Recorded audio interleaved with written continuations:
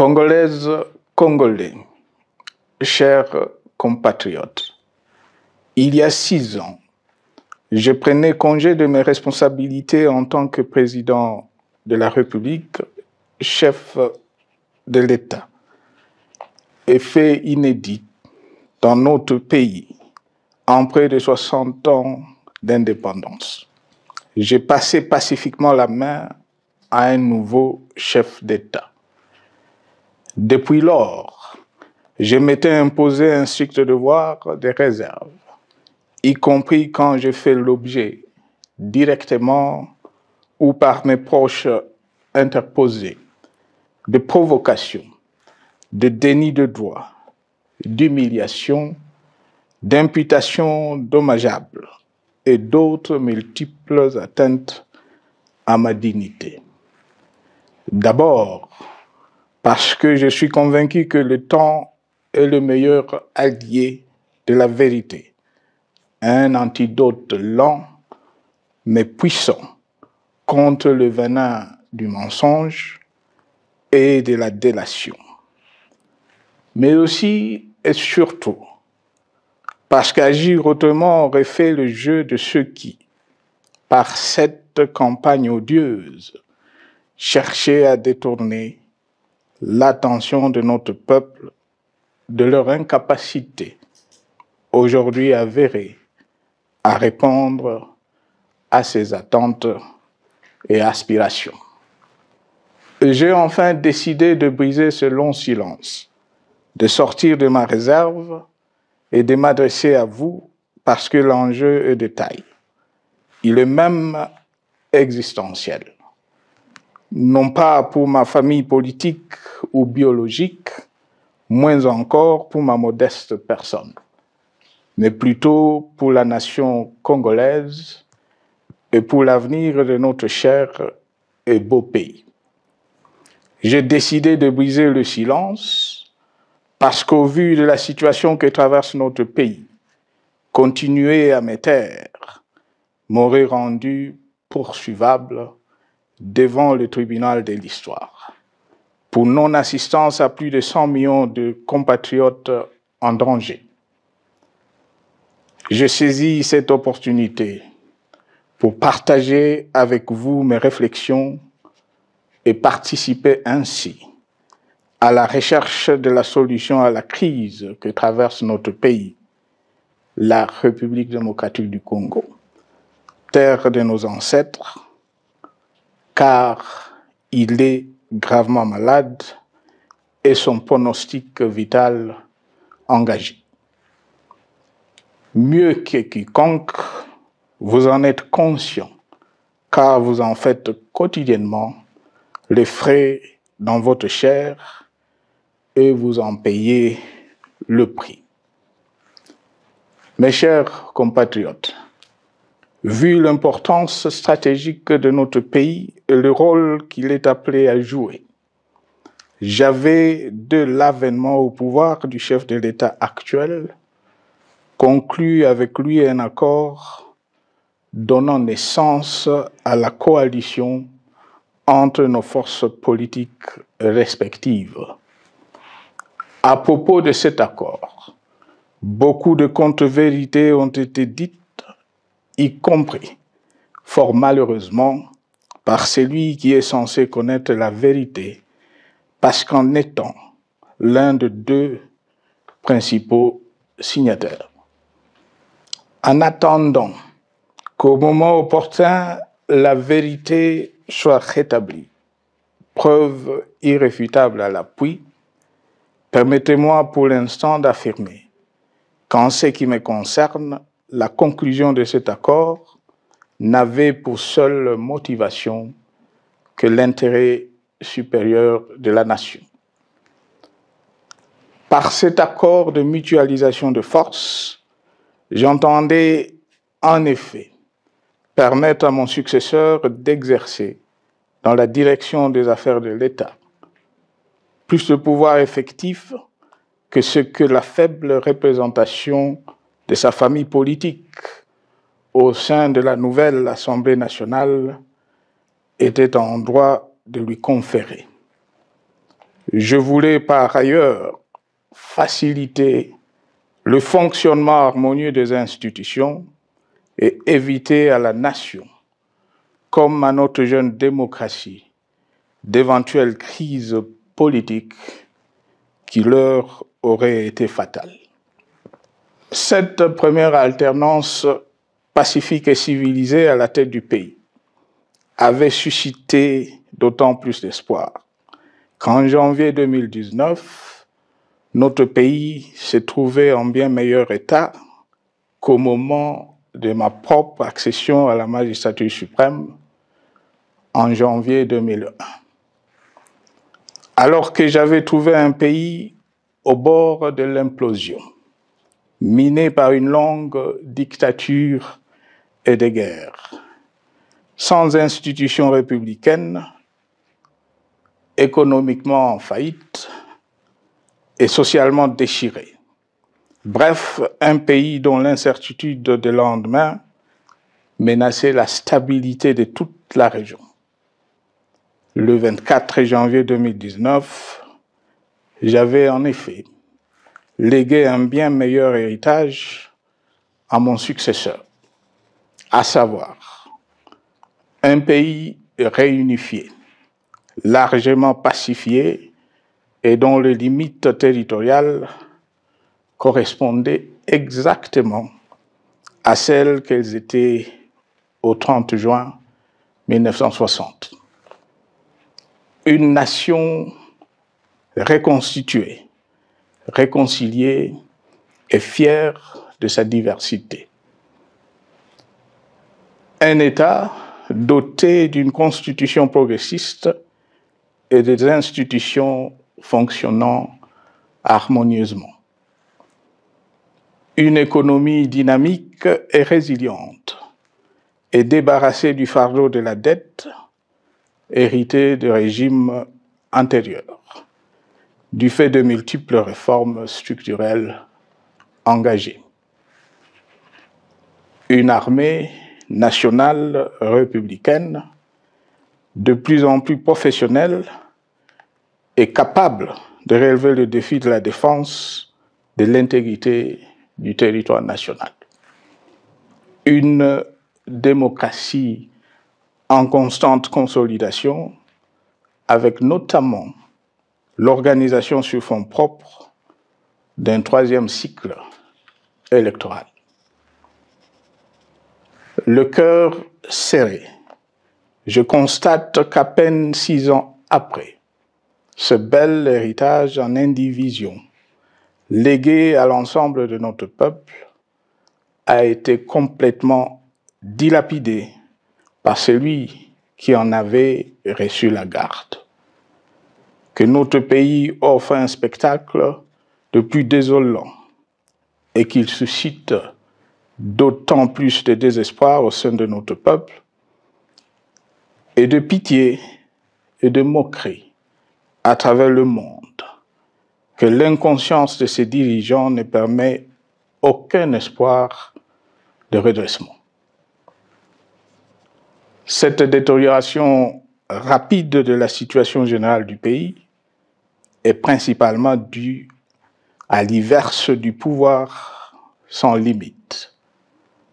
Le nouveau dirigeant s'illustre en effet par une série de remises en cause, reniements et violations intentionnelles de la Constitution, avec en toile de fond la volonté irrésistible de concentrer tout le pouvoir entre les mains d'un seul homme au mépris du pacte qui cimentait la cohésion de notre peuple.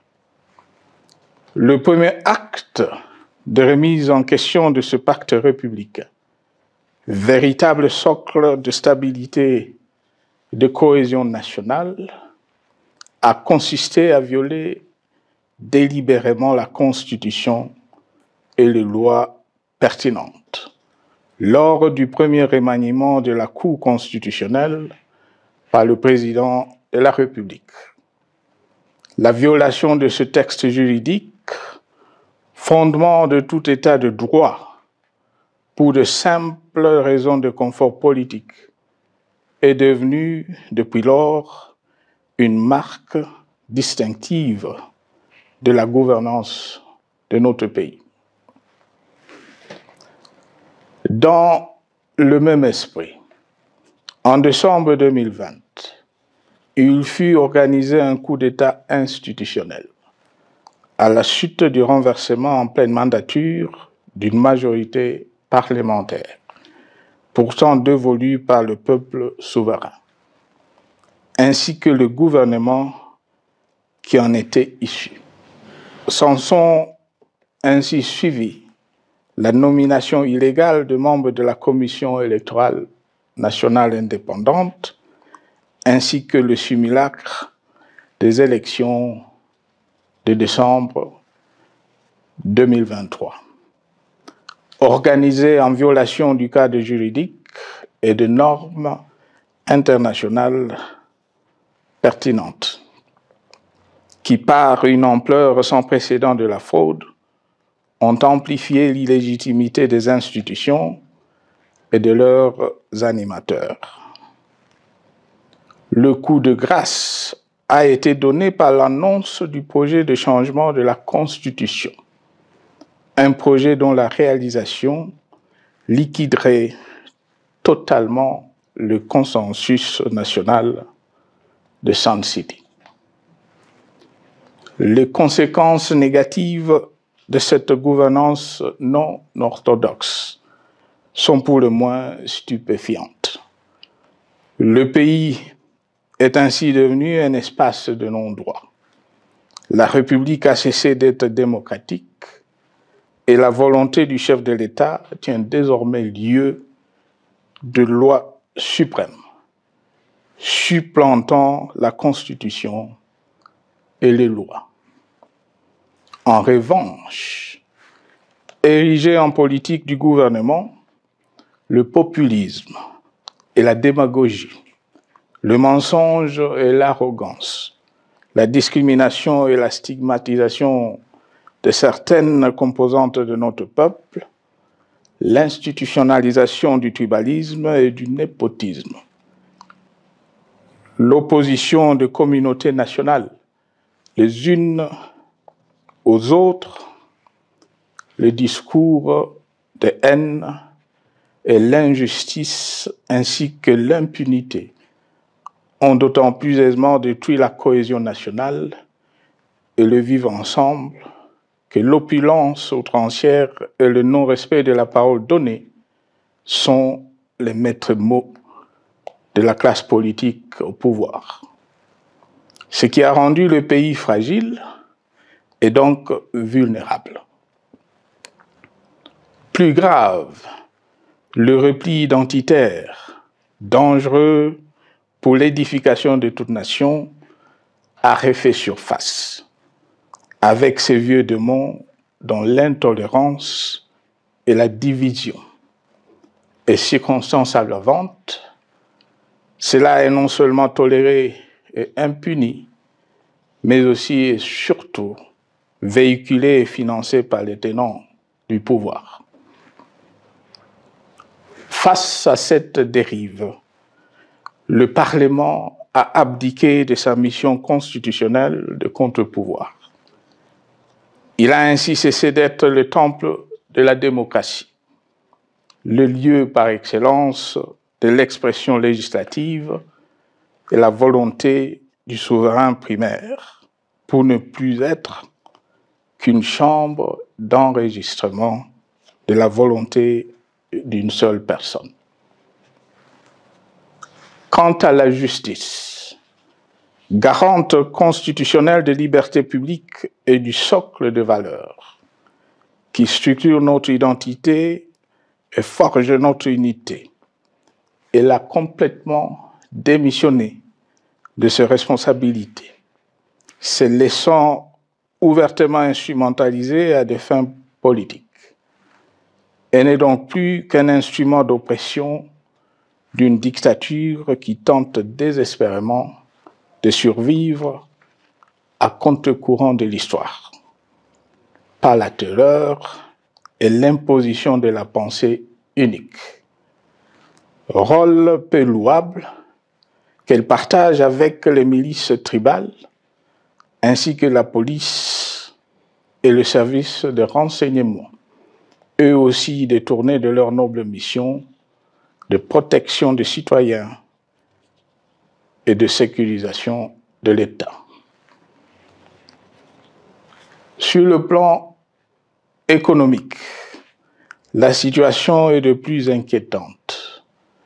Malgré l'augmentation des recettes publiques, essentiellement due à l'arrivée à maturité de toutes les réformes courageusement votées de 2002 à 2018, notamment le nouveau code minier, forestier, des hydrocarbures, des assurances et de la sous-traitance, et un niveau d'aide financière accru de la part des institutions de Bretton Woods.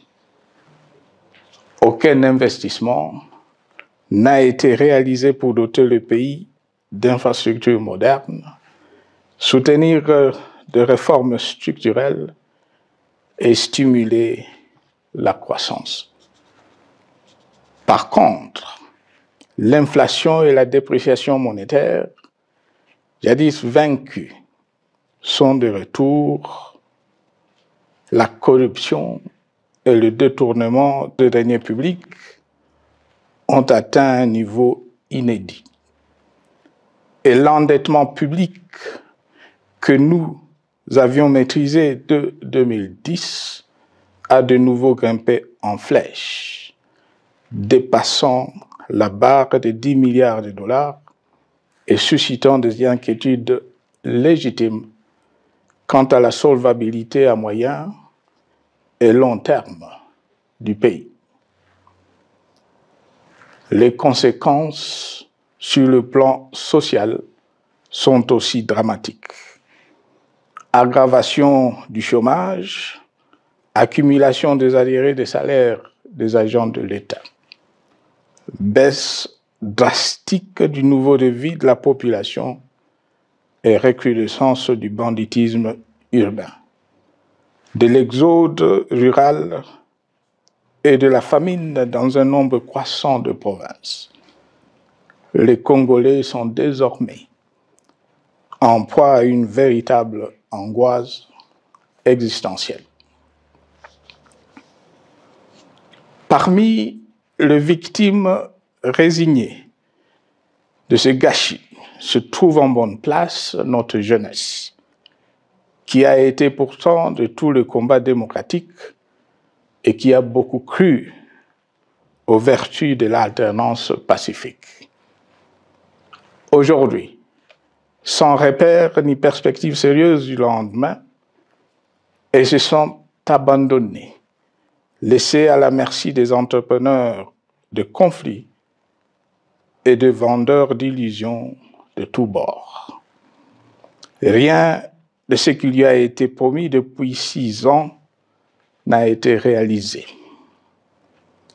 À cette jeunesse désabusée, comme à l'ensemble de notre peuple, nous tenons à donner une assurance.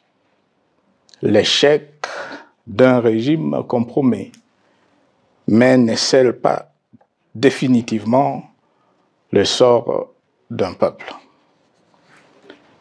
Mes chers compatriotes, s'agissant de la situation sécuritaire, dans les grandes agglomérations comme dans nos campagnes, elle est partout plus que préoccupante.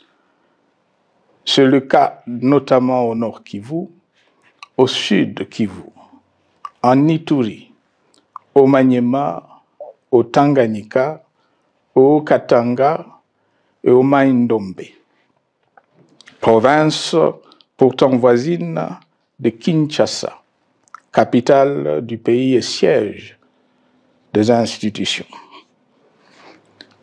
Le sang de nos compatriotes civils et militaires, valeureux officiers et soldats des rangs, mais aussi députés, éminents membres de la société civile ou de partis politiques, a ainsi abondamment et gratuitement coulé. Du fait de l'intolérance, du cynisme, voire pire, d'un terrorisme d'État pratiqué dans un seul et unique dessein, l'abus du pouvoir pour le pouvoir. C'est le cas, entre autres, de plusieurs centaines de détenus du centre pénitentiaire de rééducation de Makala, sauvagement abattus dans la nuit du 1er au 2 septembre 2024, victimes sans défense d'un crime incontestable contre l'humanité, à ce jour resté impuni. Il en est de même de membres de la secte mystico-religieuse Wazalendo de Goma, de jeunes de la Junafek à Lubumbashi et du massacre des adeptes de l'église Mbidi à Kilwa. Cette déliquescence de la situation sécuritaire est due à la mauvaise gouvernance du pays qui, dans ces secteurs, est aujourd'hui caractérisée par une formation militaire bâclée, des recrutements et mises en place ethniquement motivés, ainsi que par l'emprisonnement sans jugement, aussi bien de plusieurs militaires et officiers de haut rang que des agents de l'ordre et de sécurité, majoritairement swahiliphones. Bien plus, à l'armée nationale, bouclier de la nation, instrument de préservation de l'indépendance nationale et de l'intégrité territoriale, il a été substitué de bandes de mercenaires, de groupes armés, de milices tribales et de forces armées étrangères qui ont non seulement montré leurs limites, mais aussi enfoncé le pays dans un chaos indescriptible.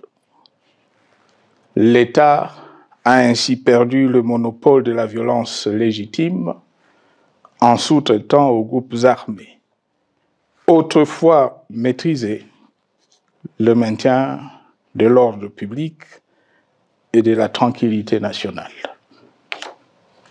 Et comme si cela ne suffisait pas, l'armée nationale est vilipendée, conspuée et tournée en dérision par les autorités qui n'assument jamais rien alors qu'elles sont censées veiller à sa consolidation et à sa respectabilité. Pour les avoir formés, commandés et conduits au front, je connais nos soldats, boucs émissaires aujourd'hui de toutes les contre-performances enregistrées sur les champs de bataille. Ils ne sont pourtant pas intrinsèquement moins bons, moins nationalistes et moins loyaux. Ce qui a changé entre-temps, c'est la qualité du commandement et de leur prise en charge. Au niveau régional, le gouvernement a levé l'option désastreuse de se détourner de deux principaux instruments internationaux qui étaient à la base de l'architecture régionale de paix et de sécurité, laquelle avait permis la stabilité régionale que le président actuel avait trouvée lors de son accession au pouvoir, à savoir le pacte sur la sécurité, la stabilité et le développement dans la région de Grand Lac et l'accord cadre pour la paix, la sécurité et la coopération pour la République démocratique du Congo et la région. Plus grave encore, en faisant de forces négatives, les FDLR, ainsi que des centaines de groupes armés congolais, des supplétifs des forces armées de la République démocratique du Congo, le gouvernement a ouvert la voie à la régionalisation du conflit, avec des conséquences inévitables sur la stabilité de la région. Mes chers compatriotes, alors que sur le plan institutionnel, politique, économique et social, les fondamentaux avaient été établis et que le pays avait été placé sur la rampe de lancement, prêt à décoller. Nous voici, hélas, en un temps record, soit 6 ans, de nouveau à la case de départ. Seul d'un État failli, divisé, désintégré, au bord de l'implosion, inscrit en bonne place au palmarès de pays pauvres, le plus corrompu et très endetté. En atteste tout le rapport tant du Conseil de sécurité des Nations Unies que ceux sur l'indice de développement humain et sur la pauvreté. La crise qui déchire notre pays est donc profonde et multidimensionnelle. Sa solution doit être nécessairement globale. Toute autre approche n'a donc aucune chance de conduire à une paix durable. Bien plus, le Congo est intemporel. Il n'appartient pas à tel ou tel régime politique, ce dernier étant par définition rotatif et donc passager en démocratie. Il appartient plutôt au peuple congolais dans sa grande diversité. Ce qui est vrai du Congo l'est aussi des immenses ressources du sol et du sous-sol dont il regorge et qui sont essentielles à la croissance et au développement à l'échelle internationale. Que tous, au pays comme à travers le monde, en tiennent compte et qu'ils inscrivent leurs projets dans une perspective qui privilégie l'intérêt du Congo et des Congolais, plutôt que celui de ceux qui, à un moment ou à un autre, dirigent le pays. Cela étant, pour sauver le Congo, les griefs légitimes du peuple congolais contre le régime en place ne peuvent être éludés. Ils doivent plutôt être pris en compte. La dictature doit prendre fin et la démocratie, tout comme la bonne gouvernance économique et sociale, doivent être restaurées.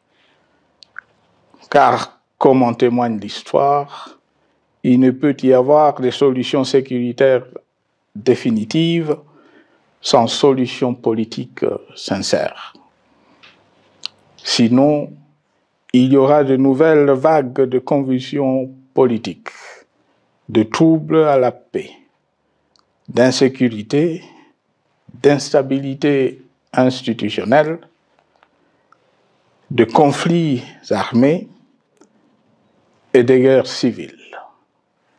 Perspective qu'en toute responsabilité, nous, Congolais, ne pouvons plus nous permettre. Il est dès lors vital que les multiples initiatives de recherche de la paix, Luanda, Nairobi, EAC SADC, l'Union africaine, Doha et Washington, que nous accueillons favorablement, les considérant comme autant de signes de compassion et de solidarité à notre peuple, soient conscientes de cette exigence. Qu'elles accordent aux Congolais à la fois maîtres de leur destin et premières victimes de cette crise la place centrale qui leur revient de droit, aussi bien dans le diagnostic du mal dont souffre le pays que dans la prescription du traitement dont il a besoin pour en guérir définitivement. Il convient de noter à ce sujet que le gouvernement de Kinshasa s'est enfin résolu à se mettre autour d'une même table avec l'AFC/M23 depuis plusieurs semaines à Doha, même si, bizarrement, il continue à considérer comme un crime le fait que les autres Congolais se parlent entre eux. C'est le lieu pour moi de saluer la démarche des évêques de la CENCO et de l'ECC, qui a le mérite de n'exclure du débat aucun sujet ni aucun de nos compatriotes. Sans être parfaite, cette initiative conjointe des Églises mérite le soutien et, si nécessaire, des enrichissements de la part de notre peuple. Mes chers compatriotes, une fois n'étant pas coutume, il convient de dénoncer la falsification de l'histoire par ceux dont le jeu pervers dans l'opposition naguère, comme aujourd'hui au pouvoir, a consisté et consiste encore à calomnier, à diffamer, à diaboliser et à diviser pour gagner et régner, à se défausser sur les autres pour justifier leur contre-performance, quelles qu'en soient les conséquences sur la cohésion nationale ou en termes de vies humaines injustement brisées ou perdues. Une preuve, s'il en fallait encore, vient de nous en être donnée une fois de plus. Il y a quelques jours, en effet, suite à une simple rumeur de la rue ou des réseaux sociaux sur ma prétendue présence à Goma, où je veux me rendre dans le prochain jour, comme annoncé par ailleurs, le régime en place à Kinshasa a pris des décisions arbitraires, avec une légèreté déconcertante qui témoigne du recul spectaculaire de la démocratie. Mieux que quiconque, vous savez que pour moi, le Congo est la priorité absolue, que sa souveraineté et son intégrité territoriale ne sont pas négociables, que mon engagement pour la démocratie, la cohésion nationale, la paix et la stabilité n'est pas un slogan creux, et que le respect de la Constitution et des lois du pays, autant que celui de la parole donnée, sont sacrés. Militaire, j'ai juré de défendre la patrie jusqu'au sacrifice suprême. Hier au pouvoir, aujourd'hui en dehors du pouvoir, je demeure plus que jamais fidèle à ce serment. En ce moment où le pays est de nouveau divisé, appelé par le destin, j'ai le devoir d'œuvrer à la recherche de la paix et de contribuer à la reconstruction de notre pays qui se meurt. C'est dans cet esprit que j'ai choisi ce moment pour exprimer ma sympathie à l'endroit de toutes les victimes du conflit en cours, de réconforter et marquer ma solidarité avec la population de la partie orientale. Vous, qui êtes abandonnés par le pouvoir central, qui semble avoir pris le parti de vous punir, entre autres, en déconnectant les institutions financières du réseau bancaire national et en restreignant le mouvement de personnes et de biens. Ces décisions et bien d'autres vous asphyxient et rendent votre vie plus précaire que jamais. J'en appelle aux uns et aux autres, en particulier au gouvernement, d'humaniser les conditions de vie de nos compatriotes de cette partie du territoire national. Ils ont droit à la vie, à la scolarisation de leurs enfants et aux autres conditions du bien-être. En entendant le rétablissement de l'autorité de l'État sur toute l'étendue du territoire national, j'invite les tenants du pouvoir à protéger la population. De même, l'armée, la justice, les autres structures en charge de l'ordre et de la sécurité doivent être véritablement au service de la population et répondre à ses aspirations. Mes chers compatriotes, de par mon expérience dans des situations similaires, le patriotisme et l'humanisme ont guidé le processus de règlement de conflits et ont porté de fruits dans le passé, aussi bien sur les champs de bataille que sur celui des négociations ou du dialogue. Notre pays avait été divisé de quasi-moitié pendant quelques années. La sagesse avait alors prévalu. Nous avions recollé le morceau et le pays a survécu dans son unité.